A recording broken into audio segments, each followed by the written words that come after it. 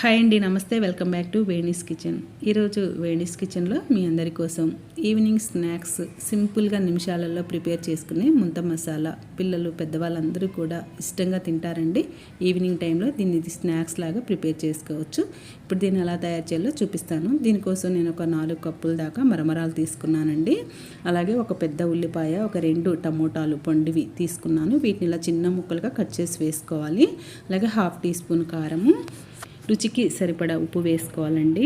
Black salt అయితే taste బాగుంటుంది, మీ దగ్గర ఉంటే తీసుకోండి, లేకుంటే నార్మల్ సాల్ట్ అయినా తీసుకోవచ్చు. అలాగే 1/2 టీ స్పూను చాట్ మసాలా, ఒక నిమ్మకాయ తీసుకొని ఇలా నిమ్మకాయ జ్యూస్ తీసుకోవాలండి, ఓన్లీ జ్యూస్ వరకు. ఈ మొత్తం కూడా బాగా మిక్స్ చేయాలండి. మన చేతితోటి ఇలా మిక్స్ చేయటం వలన టేస్ట్ అనేది బాగుంటుంది. మొత్తం కూడా బాగా కలిసిపోతాయండి ఆ మసాలా అంతా కూడా. ఇలా చేతితోటి చేస్తే గరిట పెట్టేస్తే అవి ఎక్కువగా కలవండి, మొత్తం కూడా టేస్ట్ అంత బాగుండదు. కాబట్టి ఇలా చేతితోటే మొత్తం బాగా కలుపుకోండి.